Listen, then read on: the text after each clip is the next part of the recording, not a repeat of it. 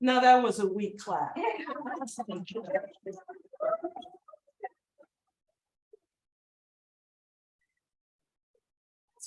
People know out in the street, this is the sold out theater tonight, right? That's how we do it. That's how we do it. Yes, thank you guys so much for coming tonight. Are you guys excited? Yeah. I'm excited too. I'm excited too. I gotta hold myself. I'm so excited here. I like to say first, the Marsh likes to welcome you. If this is your first time, if you've been here before, welcome back. We so like and enjoy that people are coming, supporting live theater. Okay. It's live theater for grown folks, right? That's right. Live theater, just let everybody know that.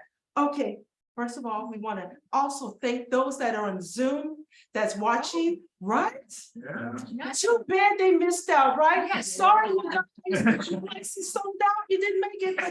Next time. I just want to say that. Okay, you know what we're gonna have to do? We're gonna have to silence some phones, right? Oh, yes. We don't want them to go off or anything like that. No, okay. And here's the thing too, silence your phones, and I have to let you know about the emergencies. We have one right here, Okay. in case of emergency, right there, in case of emergency. If you guys get confused, follow Old Pearl, because I'm getting up out of here. I just want to let you know. Okay, and I just want to let you know, do you know what's going to happen after everybody's performing? Do you know what's going to happen? We're going to have an after show discussion. So get your little questions in your mind, right? What you want to talk about the person and everything, and then we're going to have an after show discussion. Okay, I just want to run down the names of the people that's going to be performing tonight. Y'all ready? Here we go. Mel Hallback, Kathy Bowman, Sandra Fish, Maria De Plutas, and Marga Gomez. When you gonna see her tonight? She's right here, right here. Thank you. Ooh, hold your enthusiasm. Say for everybody's too. Okay, here we go. Okay, here's another thing. I like to know, I know what you're saying. Hey, girl, what's going on? What's happening down here at the Marsh? Is there any kind of shows? Yes, it is. There's shows. We have 3 theaters, 2 here in San Francisco. Did you know that? No, I didn't know the first one. Now you know.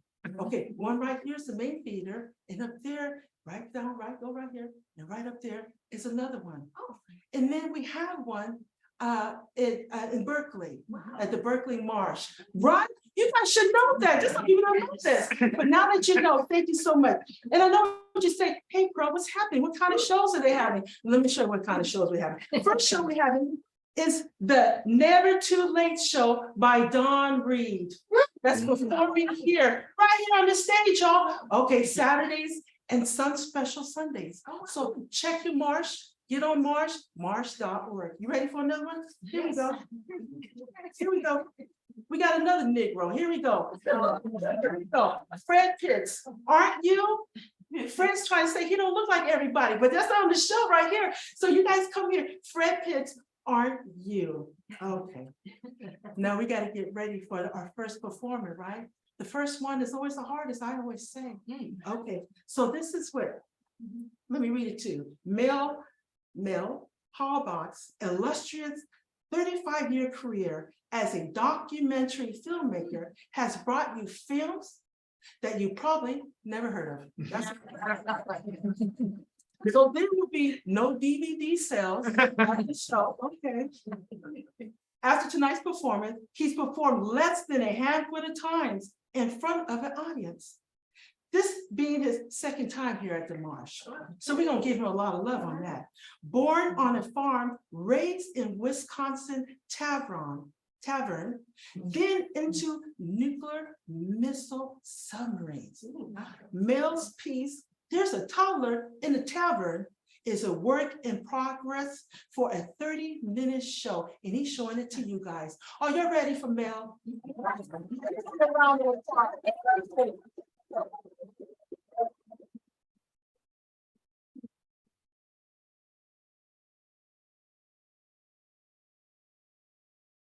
There are people here. Yes.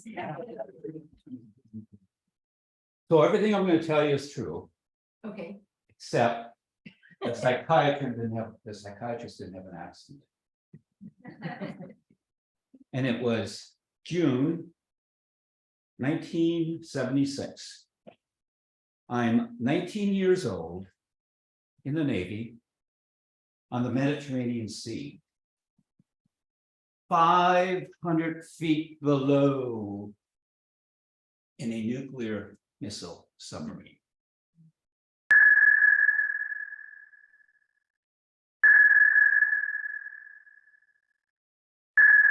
Captains wearing a gun? He never has done that before. Is this the real thing? Are we actually going to launch missiles? Really? And he's going to shoot us if we don't follow orders? How did I get here? How? How? I'm around 2 years old and there's music coming. My phone. I run downstairs. I open the living room door. Roll out the barrel. We'll have a It's barrel. a birthday party.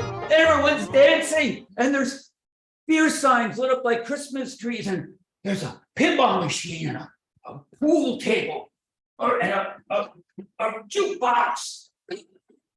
And by 5 years old, I learned how to play that jukebox. That jukebox played all weekend long at our tavern. People came from miles around to go to Mom's fish battered fries on Friday night, and farmers came dressed in suits, and their wives came in pretty dresses. And my girlfriend Debbie, next door, she comes from her mom. And we go to customer to customer. And they give us money for the jukebox. They say, Mel and Debbie, play any song you want. So we don't play polka. We don't play Western. We drop the quarter in and we play rock and roll. Well, shake it up, baby, now. Shake it up, baby. Twist and shout. Twist and shout. Come on, come on, come on. Debbie, Baby, now. where she dances, Come on and work it on. I just love her so much. And at 8 years old, Mom taught me how to draft beers and serve them to customers. And Eddie would say, Melvin, you're a fine bartender. And then he let me take a sip of his beer. Mom also taught me how to use her movie camera. I could film customers. I filmed customers drunk playing Twister on the tavern floor. And I filmed my mom singing the national anthem at the first Super Bowl in front of a packed bar. That was my mom.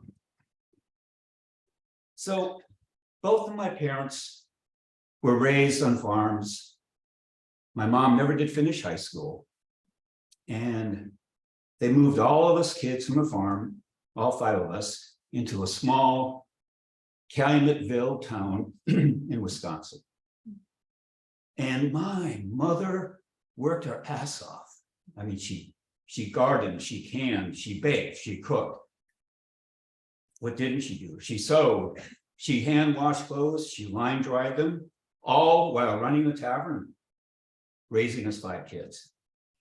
And Dad also ran the tavern, but he also left and he cut trees, he built cabins.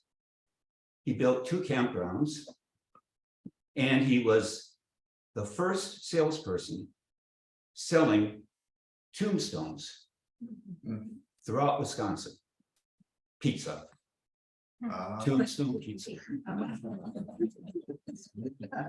He was their first and only salesperson, all while running the tavern. And he also plowed snow on Lake Winnebago for ice fishermen.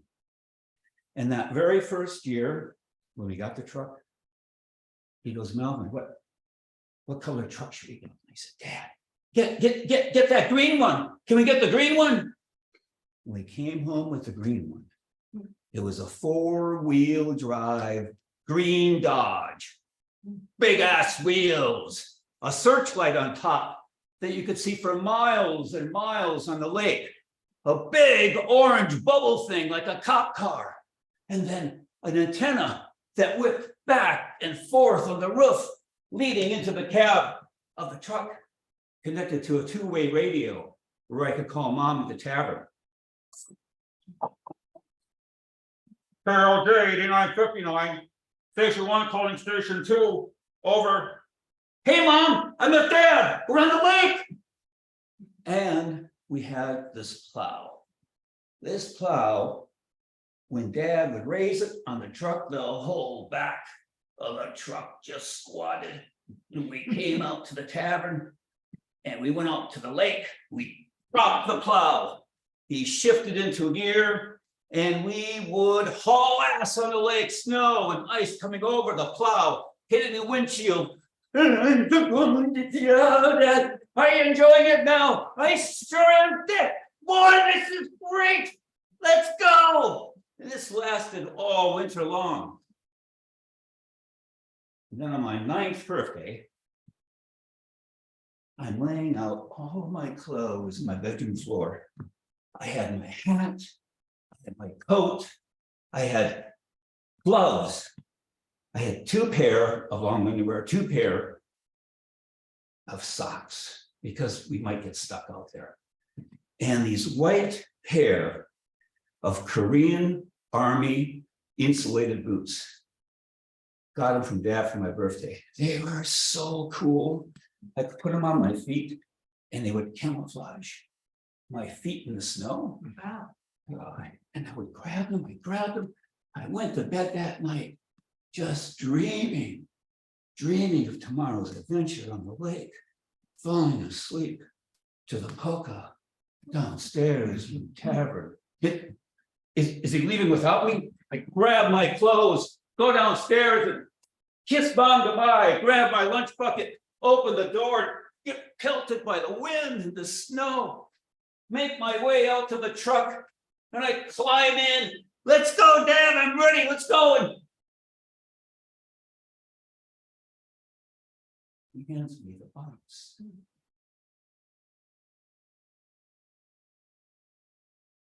I didn't say anything as we drove out to the lake.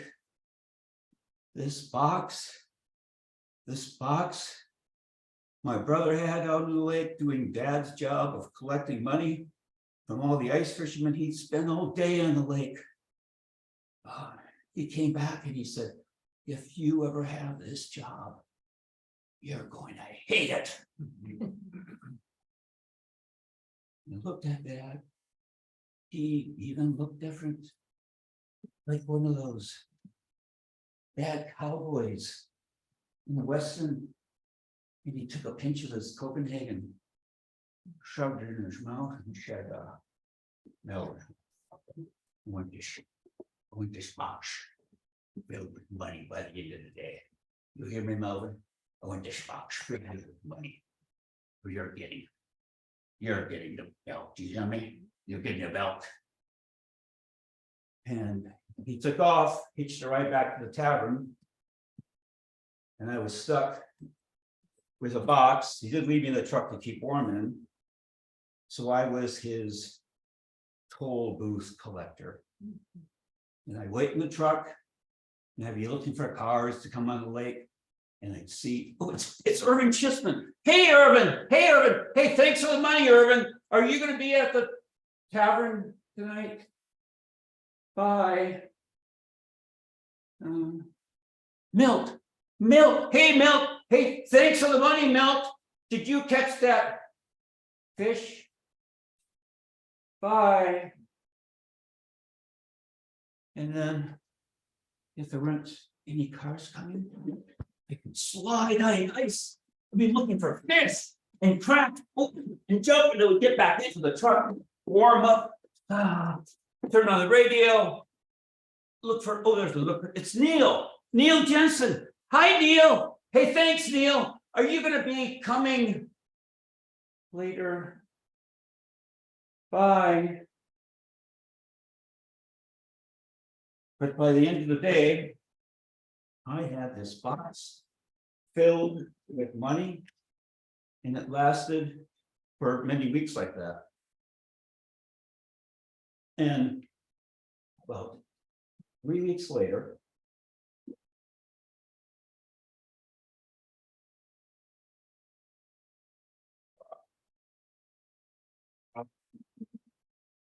what's up, Doc? Silly rabbit. Oh, shut the gas. No food in the glove compartment. KOJ 89. Mom, are you there? Mom, Dad didn't leave me any food. Mom.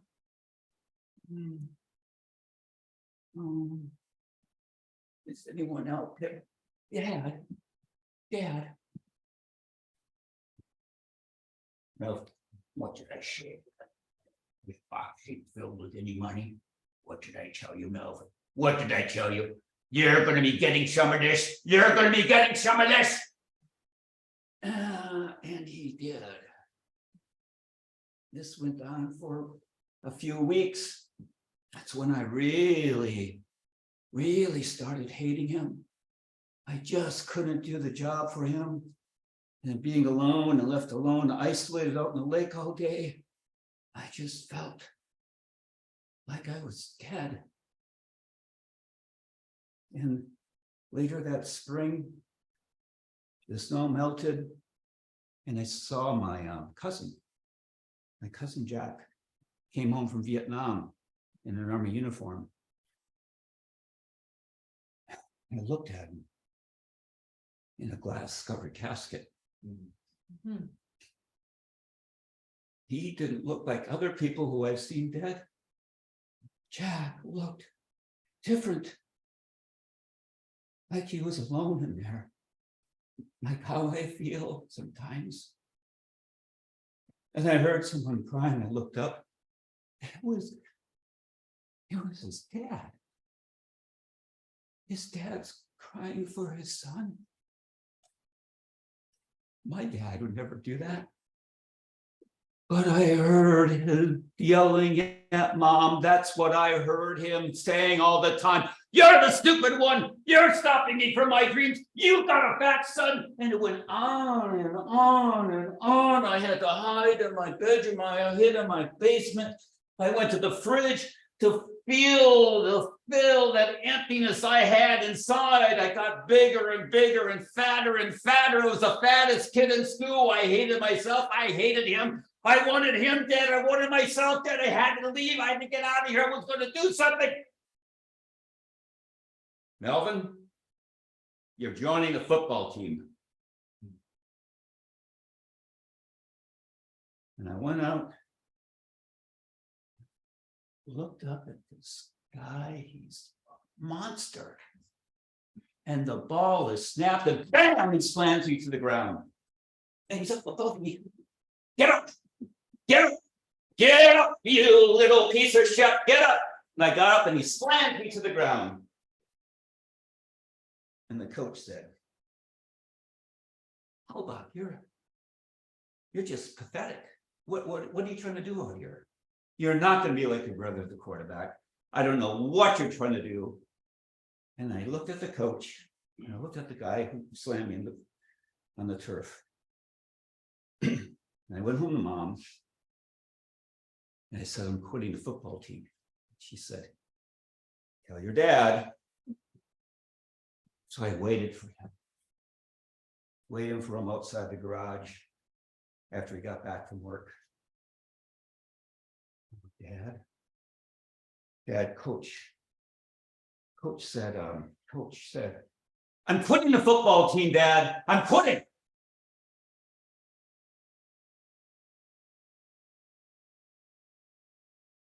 You lazy fat boy of mine. You ain't quitting any football team, you hear me? You ain't quitting any football team. Grab the belt from him. And after that, I started losing weight. And there was a Navy poster in the school auditorium, a recruitment poster. And it said, not a job, it's an adventure. An adventure. That's what I need. I don't need no stinking job anymore. I need an adventure. And I went to the recruiter. The recruiter asked me, why do you want to join? Gotta get away from Dad. I don't know what I'm gonna do. I just don't know what I want to do. I need to get out. I need to see an adventure, but I don't know what I'm gonna do with Dad. He says, yeah, my dad, he was a son of a bitch too. That's why I joined the Navy. Bingo, bingo, sign me up, I took the oath. But I had to wait a whole year before graduating high school. In that whole year, I dreamt of the big seas. I dreamt of big ships. I dreamt of a Navy uniform, driving a sports car, picking up girls. I dreamt that very first night of boot camp, I'm laying in bed. What did I get myself into? This is a job. This ain't any adventure.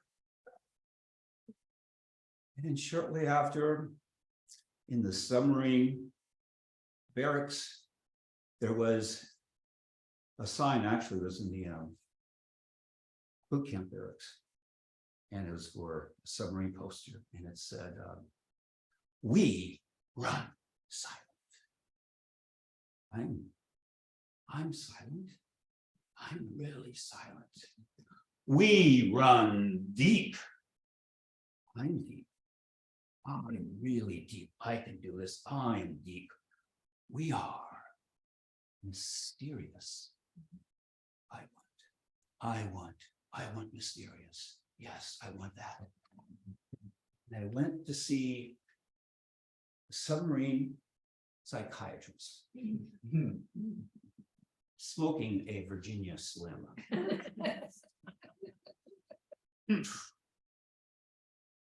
Seaman Halbach,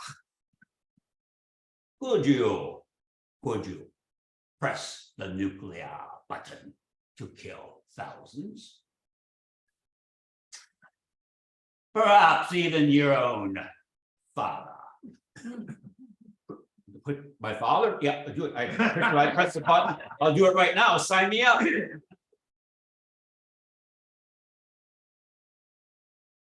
Excellent.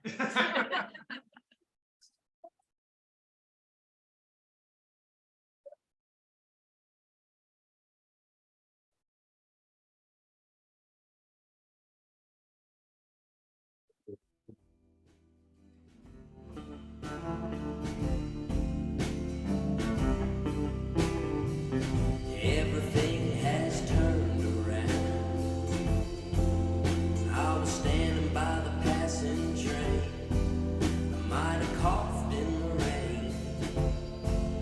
Dropped $1 down the gutter drain. And everything has turned around. Been waiting for a little change. And when it finally came, I just waited for another, waited for another. Wasn't that wonderful?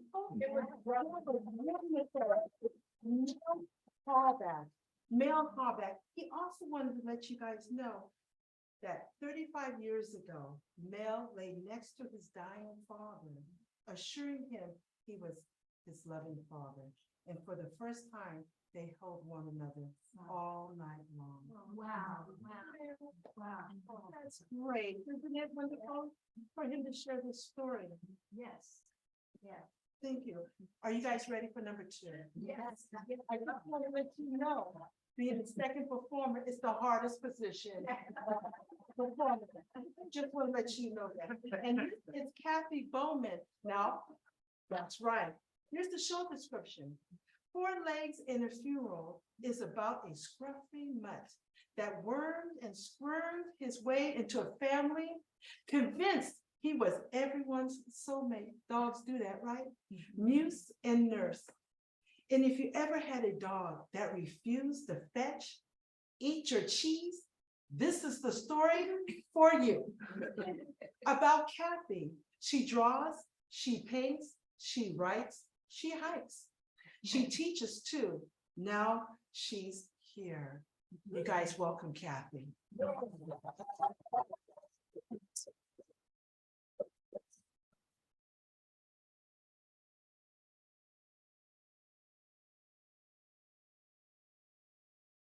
When our children were young, they begged for a puppy. We've been living overseas and we just returned to California, and it was disorienting and overwhelming. The idea of a dog that would run in the hills and romp at the beach seemed like a good idea.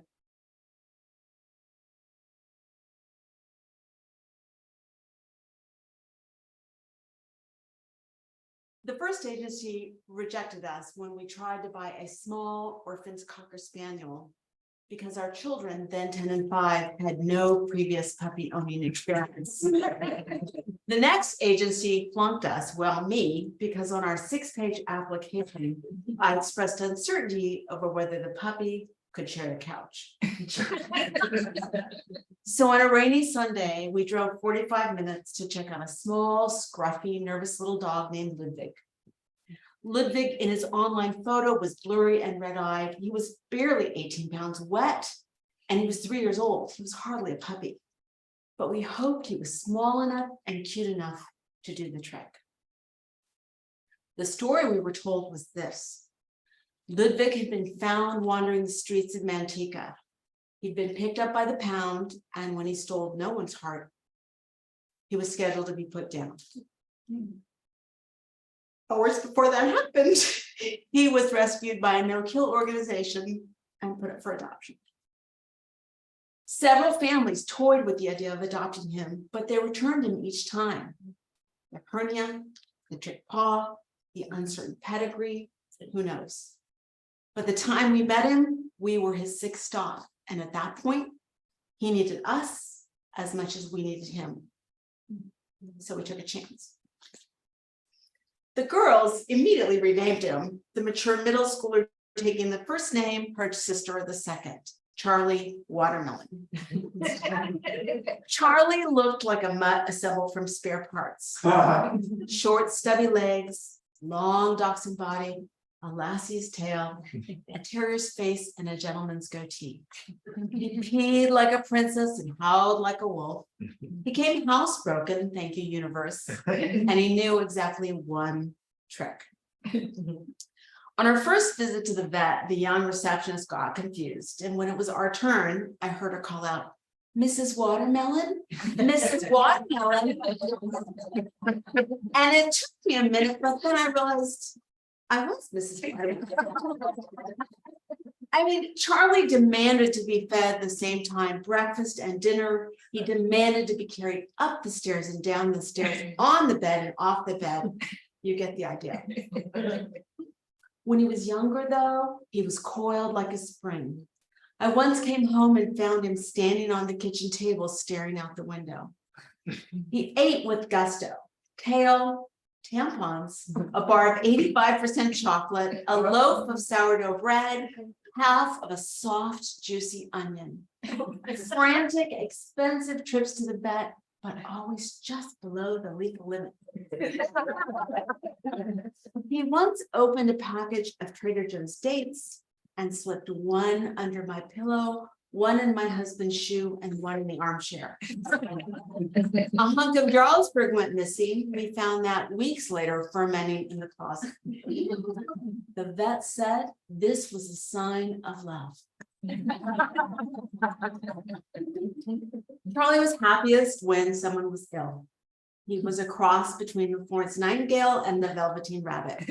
He believed if he snuggled closely enough to you and did not breathe, and his breath was terrible, surely you would recover. He nursed the children through fevers and colds, through breakups and makeups. And when one child came home from surgery, her head bandaged like a Civil War soldier, he tried to lie on the wound. He protected them against other dangers too, vacuum cleaners, delivery trucks, and bags. He was besotted with our older daughter. Truly, she was the love of his life. And when she went to college, she grieved the way that only little dogs can do. But every time she came home, he was waiting at the door 20 minutes before she arrived. Somehow, he just knew.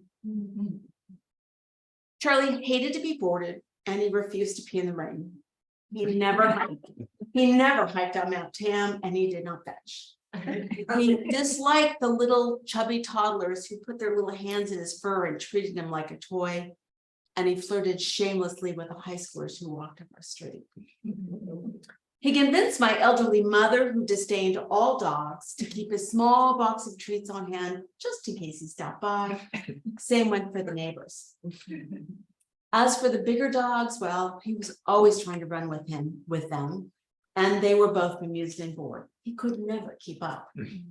Watching Charlie try to make friends at the beach was excruciating. And then this Christmas, the arthritis caught up with him, along with the cataracts that turned his eyes a milky blue. The naps got longer, the walks got shorter, till pretty soon there was no need for a leash. He stopped meeting me when I came home from work, and it got harder and harder for him to stand up until one day he didn't. And that was the day the storm took out our power.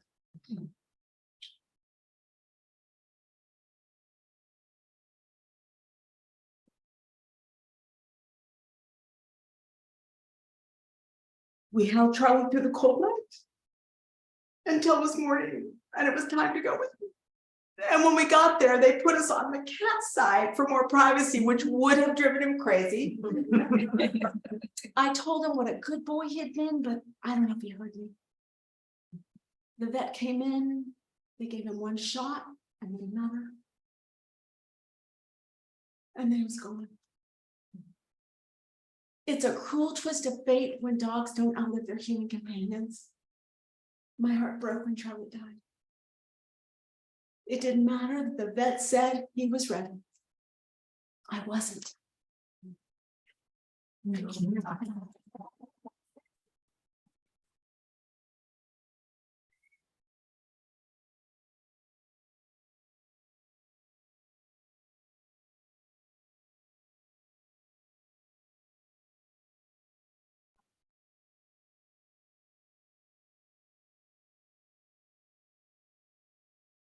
Well, I'm taking my time. Wasn't that a wonderful show?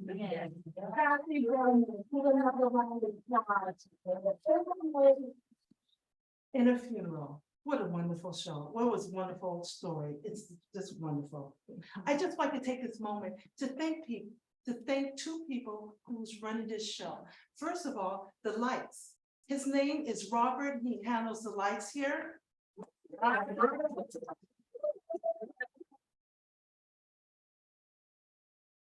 Flash it one more time, Robert, for you, girl. There we go, Robert. He does lights. He works with the performers before the show, and he's just a wonderful guy.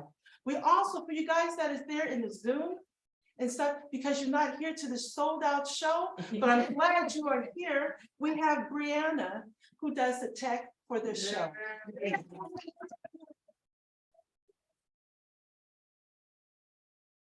Are you guys ready for the third person for tonight? I just want, great. Yeah. I just want to let you know, being the third person in any show is the hardest. They were pulling matchsticks at the thing. Okay. This is Sandra Fish. Here's the story. Kenneth Johnson was labeled incorrigible. when he was in prison in Rikers Island. Through programs and study, he was released to be a returned citizen. Then Kenny went back inside to teach as a free man. That's where Sandra met him as a colleague. Kenny was the most beloved, excellent teacher in Rikers. When he died unexpectedly at 52, the New York Times wrote an awesome obit for him. Sandra wrote this in honor. It's called You, Kenny. Give Sandra a round of applause.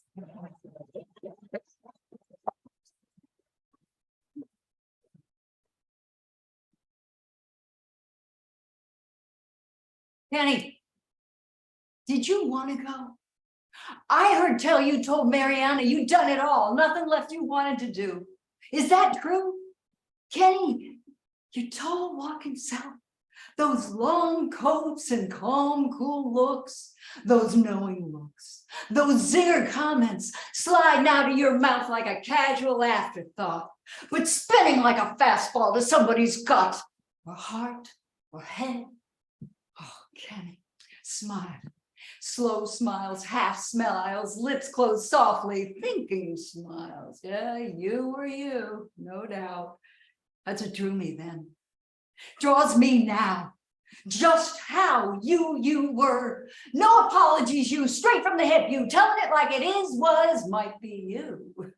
You asked me out, sort of. Flirted for sure.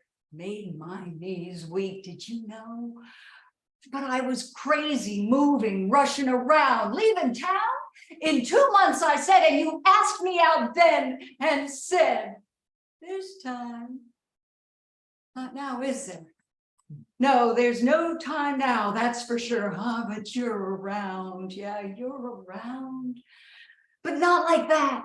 Not in that simmering, sultry, smarter than anyone way. You're around like a spirit of care, a fire of concern. I feel your heat and cry. Too few like you, too few. One less now, no more Kenny? I don't believe it. Don't, won't, can't. Not when I feel your spirit, your heat still around. Makes me know you didn't go, pass on, or die. You just moved your you to a better position, that's all. Your you was too big for a small place like a body, living in one house, working in one city. We feel you all over the planet now. Doing your you, giving your you, spreading your you, so we can do it too. That thing, that me, that you, that we. Destiny. Making it, creating it, with every breath we take, that you don't anymore. Okay, then you, saluting you, praying for you, and thanking you for being you, Kenny.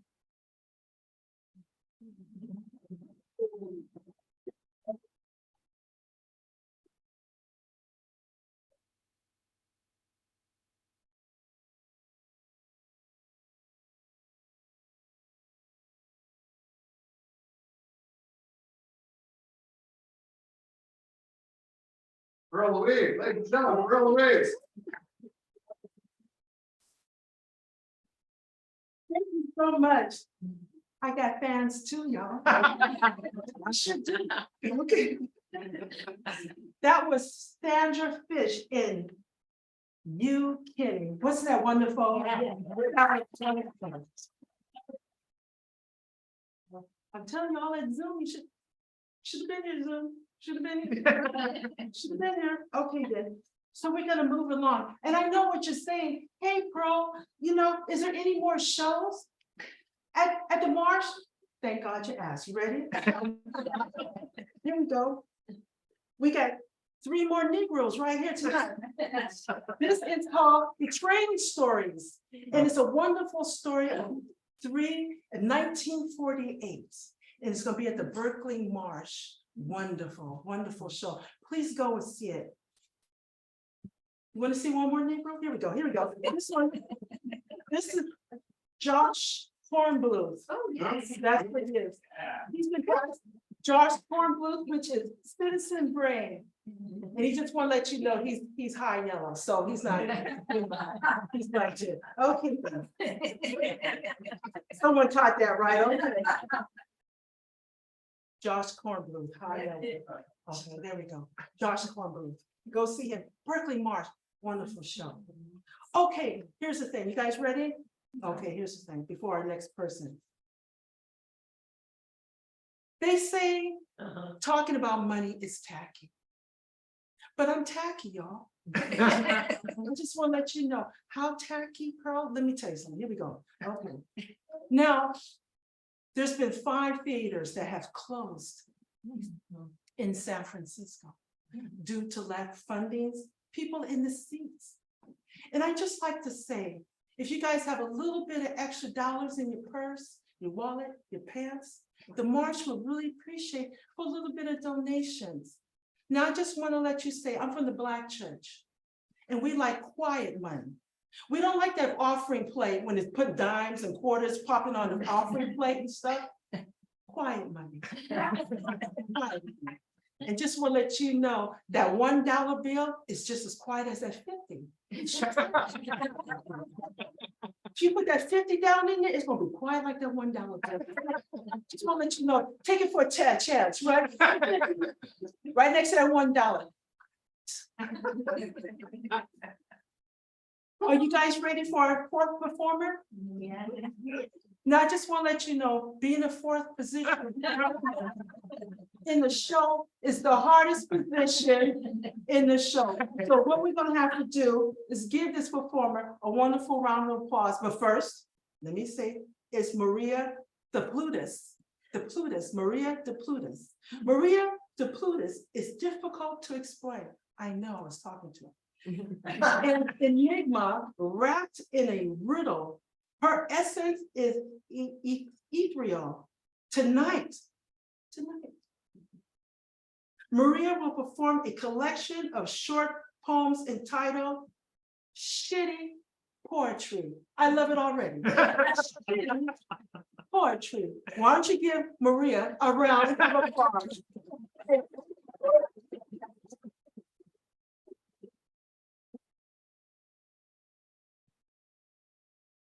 Hi, everybody. My name is Maria de Plutus, also known by my poetry pen name, which is Bic Pentameter, because I am Bic Pentameter. So I prepared some poetry for you this evening. The first one is a haiku. It's called Artistically Constipated.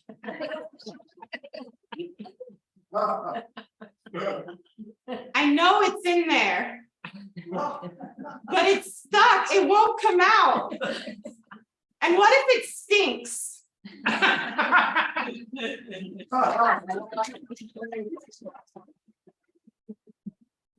The next one is called Anti-Semantic. Very real repercussions to semantical missteps, implications, accusations, near damnation. I apologize for speaking just in case my words offend, but the tire-tiered layers of the liar I'd be come to an end. I can no longer pretend. The repercussions in my head drown reality. And I asked you not to because I knew what my brain would do in times of vulnerable ability. But instead, you insisted to silence my persistence because my truth distressed you.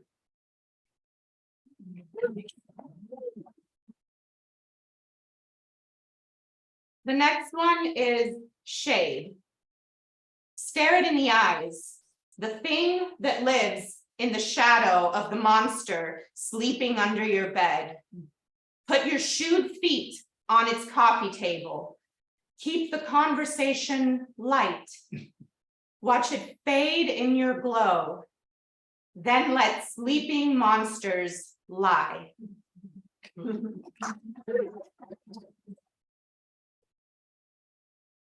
And the final one is my attempt at a Shakespearean style sonnet.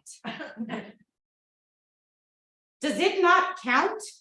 Released into thick air, the secretious gland's disgrace, through which escapes a pearl, petite and fair, precious snowflake in a gaseous embrace, uncertain of future, dim, glim, unfun, the end abstract, conceptly barren, blind to the journey until it's done, existing, not living, limp, uncaring, of status, of concept, of sense of one, obsequious identity, like modern art, inconsequential existence, forgone. How different would be without porcelain part. But in the end, it matters not, methinks. A shart by any other name still stinks. The title of that poem is Sonnet number 1.5. It's part of my collection of soliloquies. Thank you.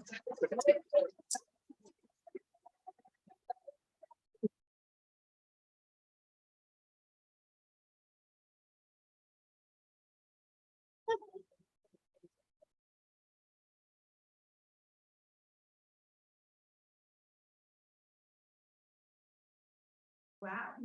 This is great, isn't it? Wonderful.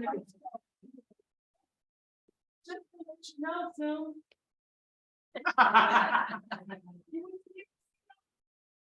We're having a wonderful, we have a wonderful host tonight. His name is Kevin, and he's right here at the most popular seat here. His voice is draws very quick, and Kevin's gonna ask the wonderful, wonderful performers tonight any questions, start it off, and also with you guys, if you have any questions, one at a time. Okay.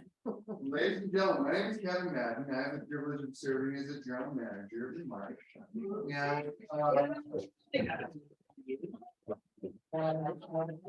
I'm very excited to be here, and there was such a strong evening. And I would like to open up the floor to anybody who has a question. And maybe if you don't know the performer's name, it's okay, there are a lot of them. And you could say the person who did this piece, the person who did that piece. If you're all like me, you're all very quiet. I'll come up. Why don't you raise your hand, just like you were a good student in class. Awesome.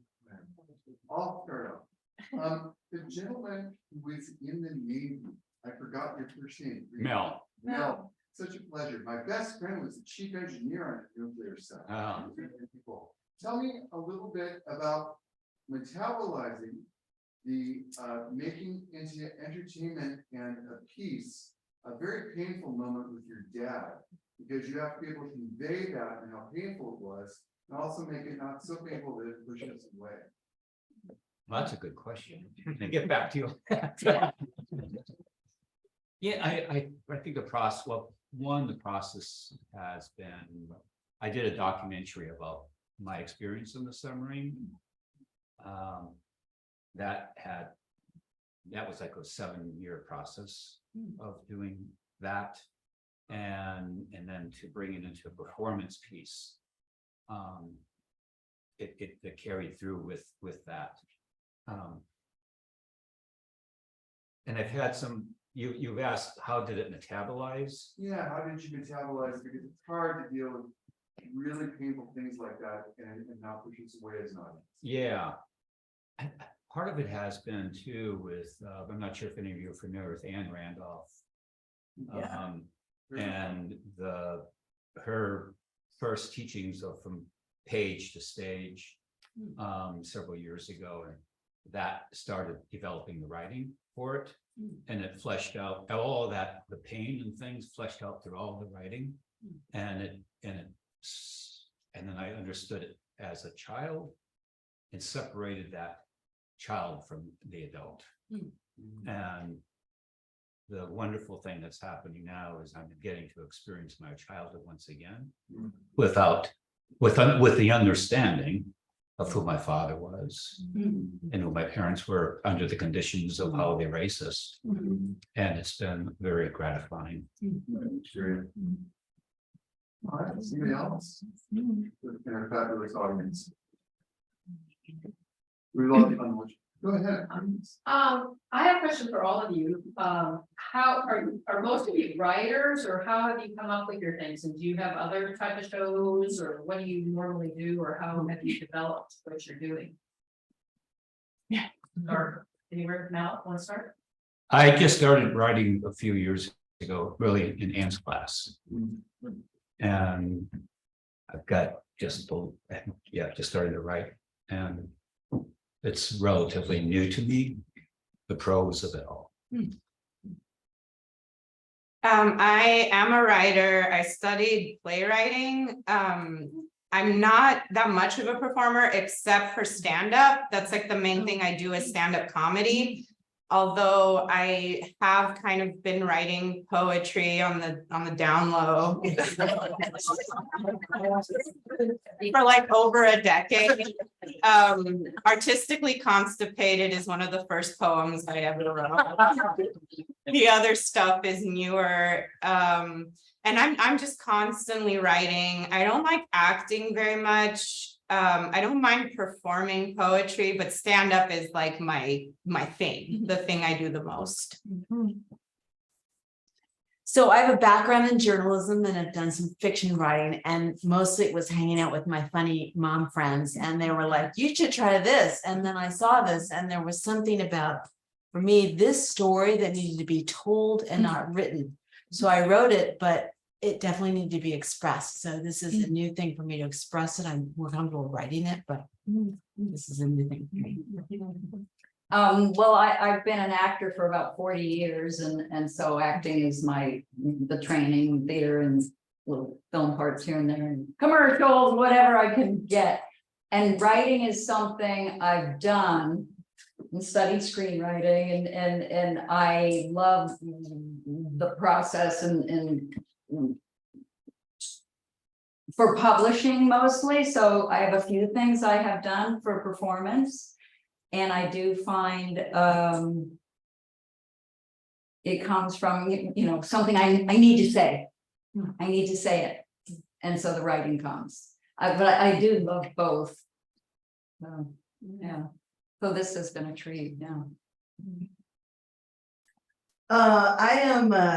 I'm so glad that I was kind of almost gonna go to see my friend tonight in LA. But I'm going tomorrow. I'm glad I paid to change my flight to be here because I'm really enjoying being with this group. And I got to see the show. Usually I'm so nervous that I'm back there like, but I've done the show, so it's like I kind of know it. Anyways, to answer your question, I guess my parents were entertainers, so I always was in that milieu.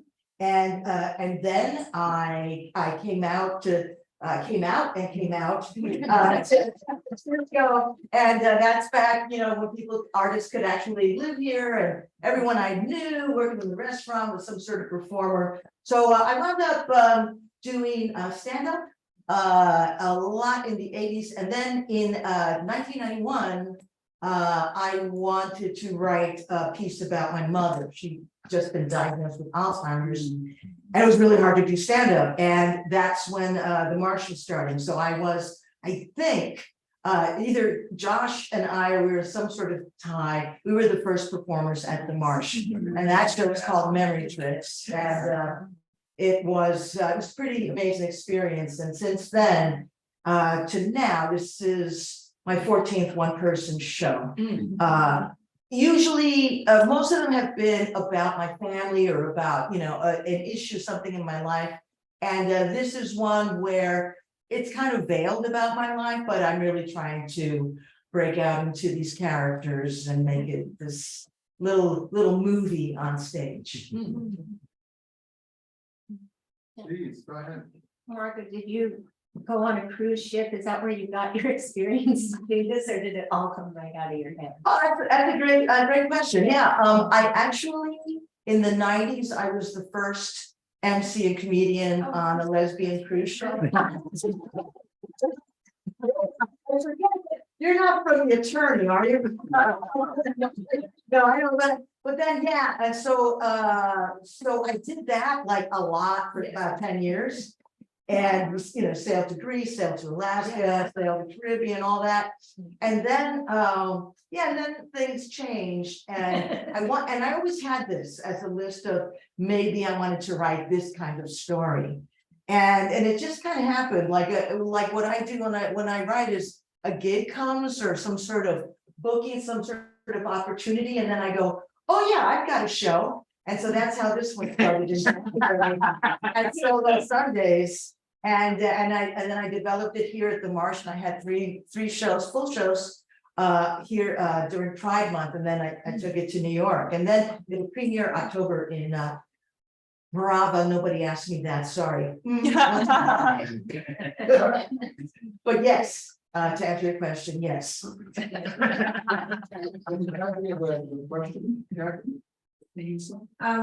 So I was interested that all of you had your lines or story memorized so perfectly. And there was no faltering, and I'm interested to know, what does it take to come up and remember every single thing you want to say like that? Do you practice in front of a mirror all the time, or how do you all do it? Because you each came up, and I've been here a little bit to this, and I see people use notes, and some people stop and stuff like that, but each one of you are very proficient in your storytelling tonight. I found that sort of interesting. No, we weren't allowed to use notes.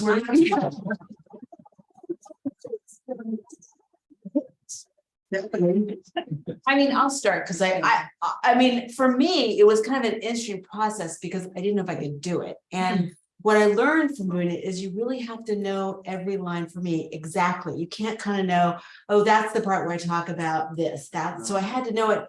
And so like, I feel like I did falter because the bottle dropped and I froze, but then my brain kicked in because I knew exactly where I was supposed to go. So for me, it had to be a very exact repetition, and it couldn't be just, oh yeah, this is the part where I talk about I hate the cheese, and that's the part where I talk about, it had to be very exact every time. And then I changed a line, and then I was like, why did you change a line? And then I had to relearn that part, and I had to just say it over and over and over So again. you memorized it, you digested and memorized it.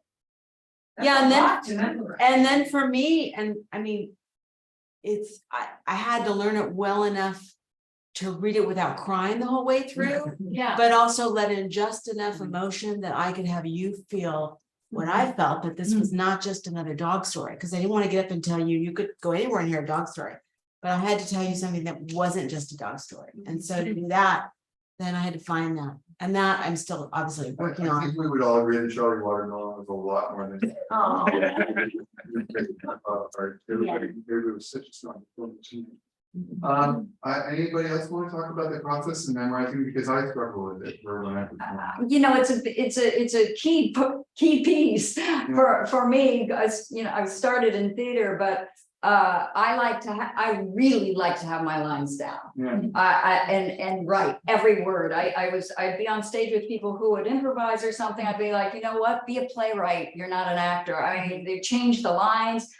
For me, it's very important that the words are correct, and I go over them. There's never too many times. No, I don't use a mirror because it's more internal, but I do things like write things out. I'll write, you know, even in a full play. I mean, I'll write everything out because I feel like that gets it in your body physically. And then once you are ready, you forget, you don't think, you fly, you trust. Like you said, it comes. If you feel a moment, you take a breath or whatever, and it will come. And it's miraculous. It feels almost miraculous. But yeah, it's very key to me, that whole process, to get that out of the way first. I think that there's something to the physical act of writing, if not writing it word for word, writing the beats down. And so I think I don't know if anybody does this, but it's like a map.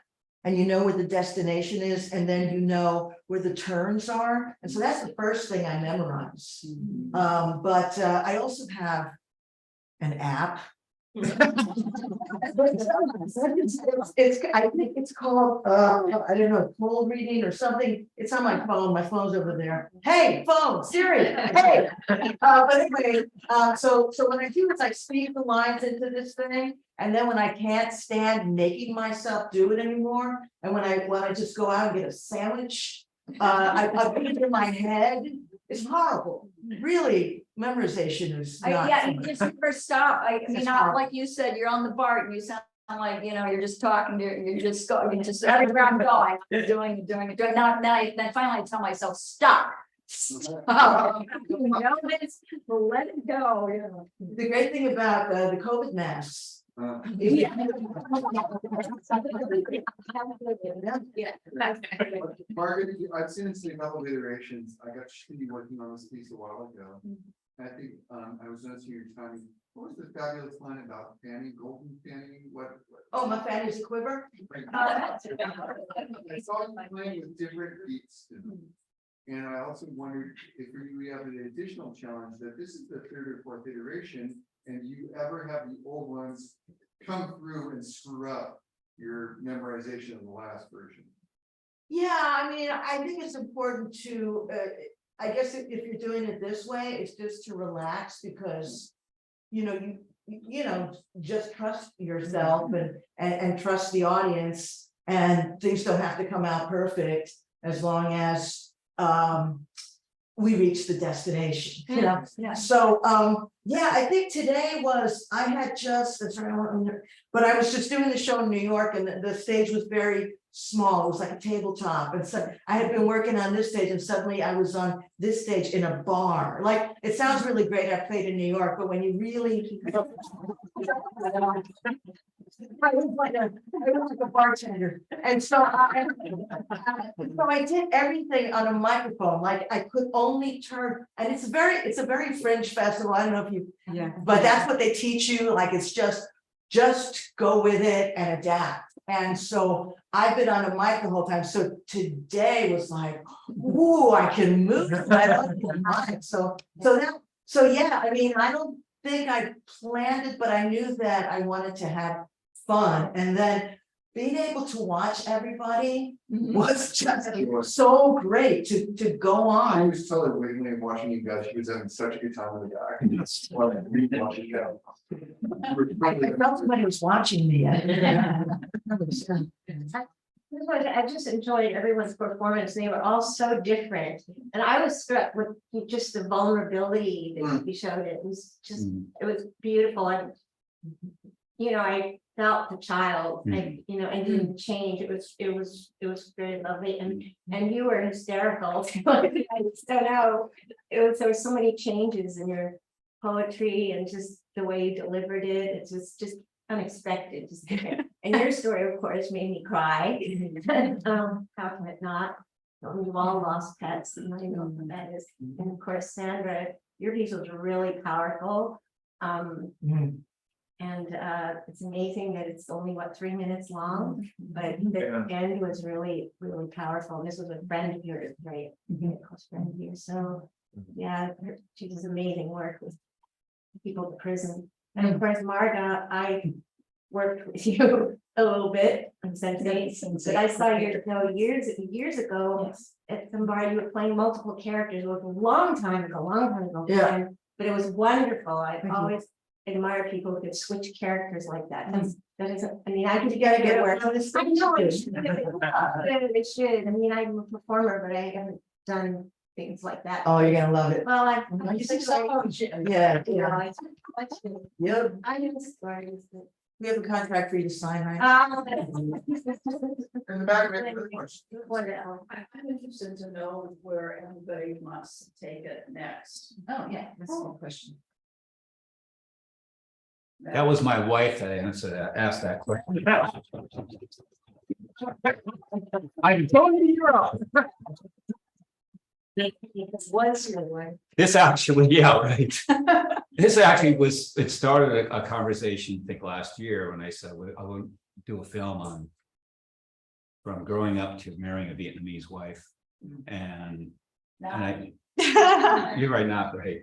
And then I started writing and developing the process of like, well, I think I'll try this out, because I never have tried this out. And it's what I found is, for me, it's a great way to get the cobwebs out.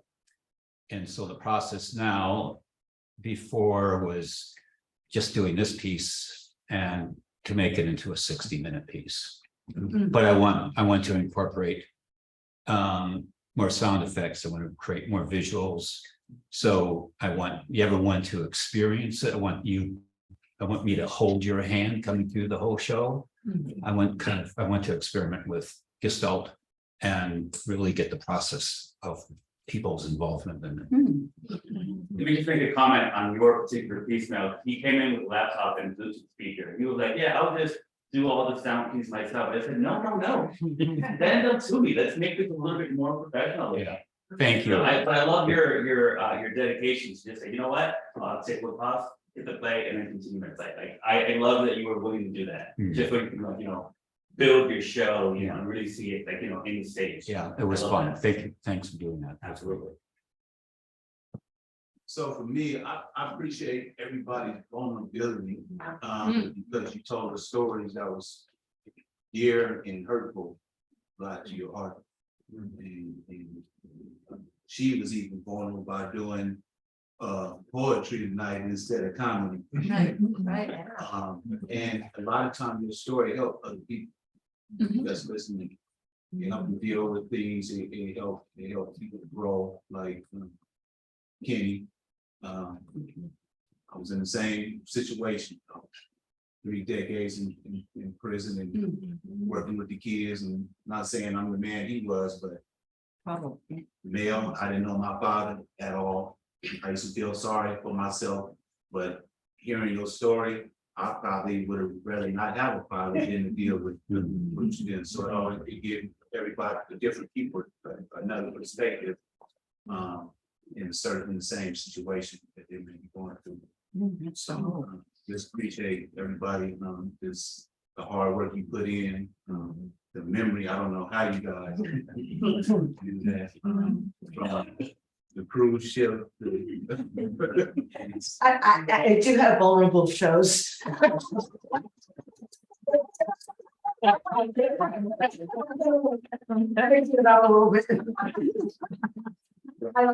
Thank you, though. What you said is just so good. It's not a regular dog story, but the story, the poetry, and your dad. So appreciate it. Ladies and gentlemen, we have to wrap up the evening. It's been so nice. The thing about the March is that the excellence of our performers and the excellence of our audience are meeting each other. It's what a great audience, what a great set of performers. I want to give everybody a chance to talk about your social media and where we can find your work and see you online, or any place you want to know. Marga. Okay. Fine. Okay, but I just want to say, I want to bring this show, Song of the Lesbians, I want to bring it to parts of the country like Florida.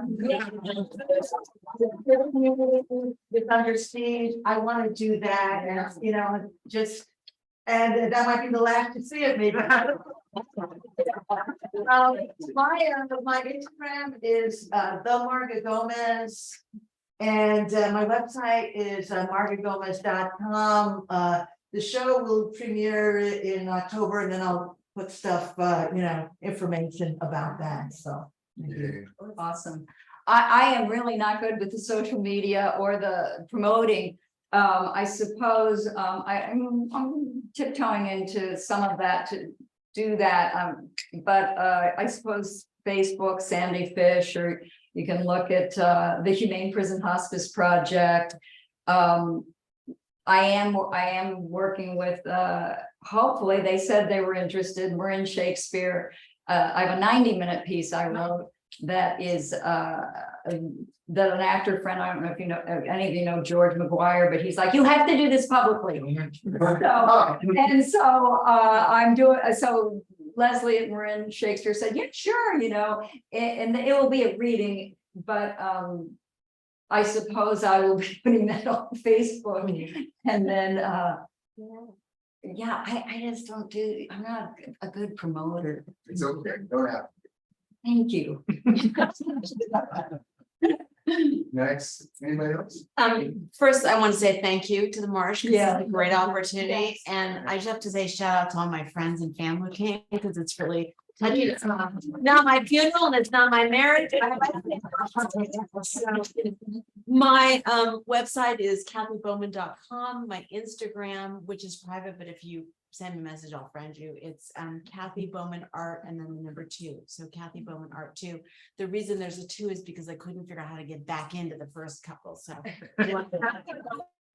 Kathy Bowman Art 2, and there's a little black and white drawing of me and.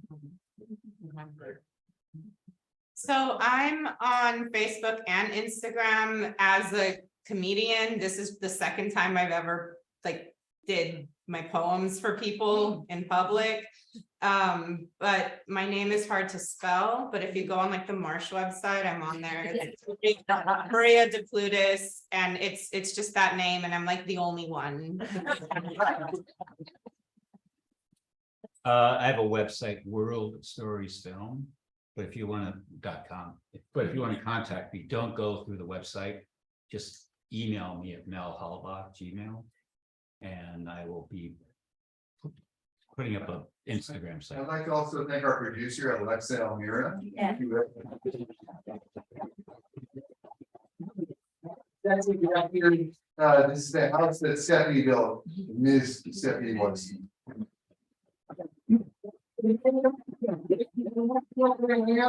Thank you.